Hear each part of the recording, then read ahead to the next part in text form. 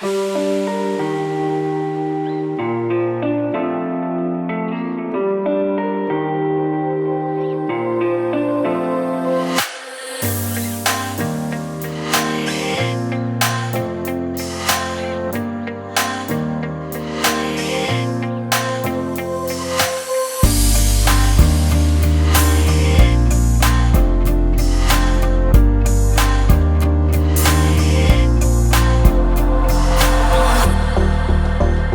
le confinement, comme pratiquement une grande partie des gens, donc j'ai continué à travailler plutôt dans l'enseignement, parce que je suis dans l'enseignement aussi.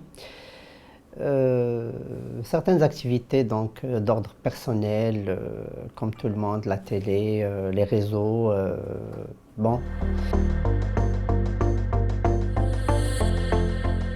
L'enseignement à distance, c'est pas évident en fait, parce que ce fut une expérience très brusque, on s'y attendait pas.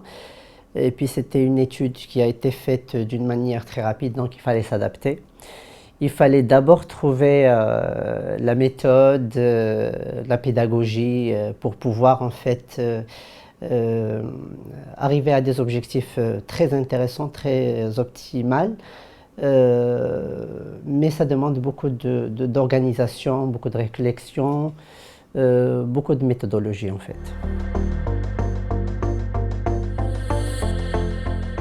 Alors la mode, comme un peu partout dans le monde, ça s'est arrêté donc tout à coup. Bien sûr, comme beaucoup d'activités, parce que surtout la mode au Maroc, la mode marocaine je veux dire, pas la mode en général, surtout la mode marocaine, elle est très relative aux événements.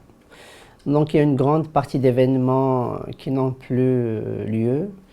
L'événementiel s'est arrêté, même fêter certaines manifestations, on va dire, d'ordre familial, etc., était impossible. Donc au début, c'était la pause. Après, moi personnellement, j'étais dans une phase de réflexion. D'ailleurs, je pense que beaucoup de gens sont rentrés dans une phase de réflexion, notamment les grandes marques internationales aussi, donc elles cherchent de nouvelles stratégies. La mode, depuis son existence, elle a toujours profité de certaines situations. Donc c'est un domaine, on va dire, qui récolte en fait l'information par rapport à un besoin, par rapport à une nécessité, et puis elle la recycle pour la représenter de manière, on va dire, utilitaire. Certains créateurs, notamment moi-même, quand j'ai fait certaines choses, j'ai livré certains produits avant le confinement, il y a eu une demande de créer l'accessoire éventuellement.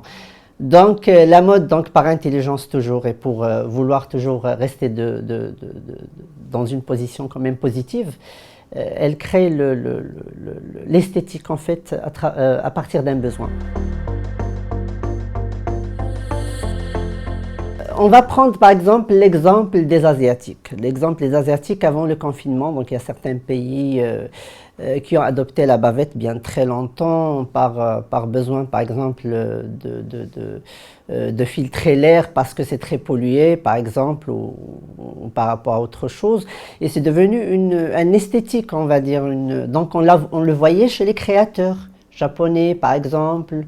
Ou bien, bon, il y a quand même une bonne panoplie de pays asiatiques qui ont développé ça. Je pense que nous aussi. J'ai remarqué aussi, j'ai vu que certains créateurs dans le Moyen-Orient aussi, donc, qui ont adopté ces tendances. Sûrement. Alors, la mode future, on va dire, elle doit être très stratégique en fait. Comme j'ai dit, là on est sur une période de planification surtout. Moi, comme j'ai dit, je suis sur des projets futurs que je vais révéler très bientôt. Mais tous les créateurs doivent être très intelligents pour pouvoir en fait ramener peut-être des lignes plus adaptées à la mode quotidienne.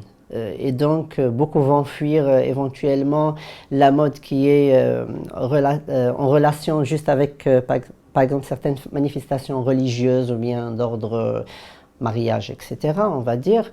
Mais tant que ces fêtes ou bien ces événements sont en pause en ce moment, donc la mode, elle est presque en stagnation. Donc c'est très vague, enfin, on va dire, c'est très vague. Mais personnellement,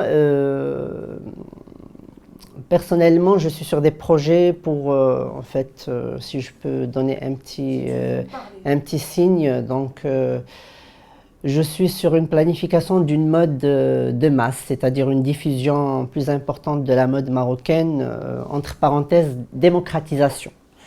Démocratisation, c'est-à-dire le besoin de porter la mode marocaine, mais pas forcément la mode habillée qui doit attendre qu'elle soit en relation avec un événement particulier, qui bloque en fait la situation.